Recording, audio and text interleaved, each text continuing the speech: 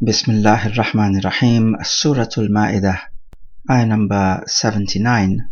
قال الله تعالى: كانوا لا يتناهون عن منكر فعلوه لبئس ما كانوا يفعلون.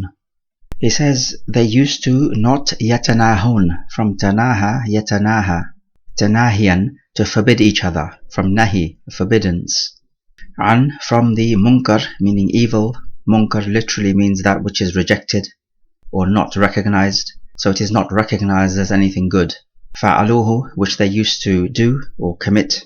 Labi'sa, we talked about this verb, bi'sa, fi'al jamid, meaning it was bad or it was evil.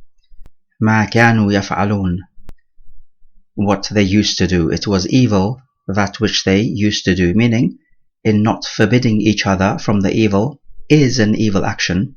The lam in the labi'sa, as we've said before, it is the jawab al-qasm, and the qasm is mahdhuf. The address of this ayah is to the Ahlul Kitab, the Yahud and Nasara, and this ayah follows on from the previous one, where it tells us that the kuffar from the Banu Israel were cursed on the tongue of Dawood alayhi salam and Isa ibn Maryam alayhi salam because of their transgression and rebellion. And then this ayah further explains what their transgression was. Okay, so reflecting on ayah number 79, the main lesson and the obvious one is that one of the major faults that the Banu Israel fell into is that they did not forbid each other from evil. And their faults will be our faults unless we take admonition from ayat like these. As for enjoining the good and forbidding the evil, there is much evidence from the hadith literature. The Prophet ﷺ, the Sunan, authentically said, وَالَّذِي نَفْسِي بِيَدِهِ لَتَأْمُرُنَّ بِالْمَعْرُوفِ وَلَتَنْهَوُنَّ عَنِ الْمُنْكَرِ أَوْ لَيُوشِكَنَّ اللَّهُ أَنْ يَبْعَثَ عَلَيْكُمْ عِقَابًا مِنْ عِنْدِهِ ثُمَّ لَتَدْعُنَّهُ فَلَا يَسْتَجِيبَ لَكُمْ. By the one who holds my soul in his hand, you will surely enjoin the good and forbid the evil, or Allah Jalla wa Ala will send a punishment upon you from himself, and you will surely make dua to him and he will not answer you. So if you have the knowledge and you see somebody doing something wrong, it is upon you to at least speak out if you are able to do so. Otherwise you will be unblessed in your dua.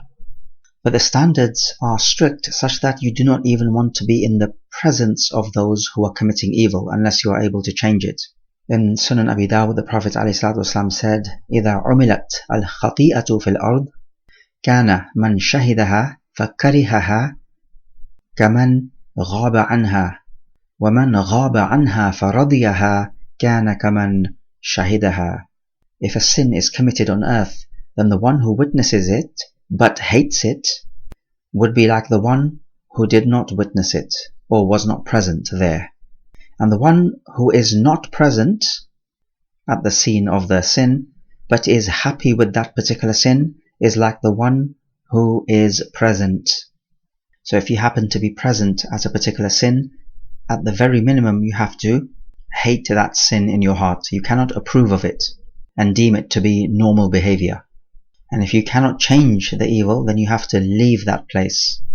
Notice also that in not stopping the evil, that is doing evil, because he says لَبِئْسَ مَا كَانُوا يَفْعَلُونَ.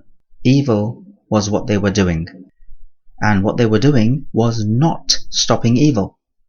Ayah number 80. ترى كثيرا منهم يتولون الذين كفروا لبئس ما قدمت لهم أنفسهم أن سخط الله عليهم وفي العذاب هم خالدون. He says, you, O Prophet ﷺ, will see much of them يتولون الذين كفروا. So tawalla here, to turn to and to take as allies, as a wali. They will take allies and close friends, those who kafaru, disbelieve. Meaning the Jews and the Christians will take the disbelievers as allies. So in other words, the Yahud who were in Medina would take as their allies not the Muslimin but the Mushrikeen from Makkah, despite the fact that the Yahud have more in common with the Muslimin than the Mushrikeen. Some Mufassirin like Mujahid and Ibn Abbas said that this ayah means that the munafiqeen are going to take the Yahud as allies. However, the context is speaking about the Ahlul Kitab. He says, لَبِئْسَ again this verb, قَدَّمَتْ meaning to send forward, lahum for them, أنفسهم themselves. So it is to say, evil indeed is that which they have sent forward before themselves. So this refers to the fact that their evil deeds, they have sent it forward in the Akhirah. So whatever actions you do, evil or good, you are actually sending it, as if you were to send a parcel or some letter. You send it forward to the Akhirah. So he's saying how evil what their selves has sent forward for their own selves in the Akhirah, when they allied themselves with the kuffar. And the ayah explains exactly what they have sent forward for themselves in the Akhirah. أَن سَخِطَ اللَّهُ عَلَيْهِمْ وَفِي الْعَذَابِ هُمْ خَالِدُونَ. What they have sent forward in the Akhirah is that Allah is sakhita, angry with them, or His wrath is with them, and that they will be forever in the fire. So khalidun meaning being eternal. This is the reality of what they have sent forward when they allied themselves with the kuffar. So reflecting on ayah number 80, we notice how kuffar are attracted to each other and ally themselves with each other, even though there are differences in their beliefs. So you see the Yahud allying themselves with the mushrikeen, as we see in the seerah of the Prophet ﷺ. And so it's like they say, birds of a feather flock together. So kuffar are going to ally themselves with each other, despite their differences. But against Islam, they are one.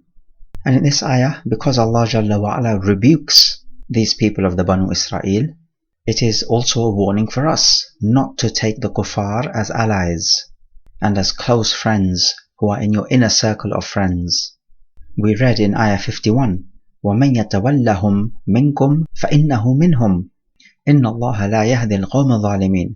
Whoever takes them as an ally, then he is from them, and Allah does not guide the wrongdoers. We also from this ayah affirm the attribute of anger or sakhat of Allah Jalla wa'ala, in a manner which befits Him, of course, as with all His other characteristics. And ayah number 81, وَلَوْ كَانُوا يُؤْمِنُونَ بِاللَّهِ وَالنَّبِيِّ وَمَا أُنزِلَ إِلَيْهِ مَا اتَّخَذُوهُمْ أَوْلِيَاءَ وَلَكِنَّ كَثِيرًا مِنْهُمْ فَاسِقُونَ. So again, this ayah does not have any particularly new words. He says, وَلَوْ كَانُوا, if only they had, يُؤْمِنُونَ, believed, or had iman, billahi, in Allah and in the Prophet, and that which is sent down to him, meaning sent down to the Prophet, referring to the Quran. So had they done all of that, which was upon them to do, they would not have taken them, meaning the Yahud would not have taken the kuffar as awliya, as allies and close friends. But he says many of them, of the Yahud, are fasiqun, rebellious.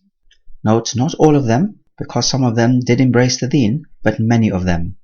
As for the word an-nabi, then it has been said that it comes from the root letters naba'a, meaning news, because a nabi, a prophet, brings news from the revelation. So in that case it would be an-nabi with the hamza. Or that it could come from the word nabwa, which means irtifa', to be raised. And this is because a nabi has a raised status above other people. So reflecting on ayah number 81, we pick up the obvious lesson that anyone who has true iman would not take the kuffar as awliya. And this is what the ayah clearly states. So this is the attribute of the mu'min, is that he does not take the kuffar as his close friends. Sure, you can be friendly with the kuffar when you're dealing with them, and if they're friendly to you, you are friendly back to them. That is all fine. What we are talking about is taking them in your inner circle of friends, close friends and allies. We also take from this ayah that the Quran has been sent down from Allah, of course, which means that Allah Jalla wa'ala is high, and He has the jihatul ulu, the direction of highness. So wherever you are, Allah is above you. هذا والله أعلم.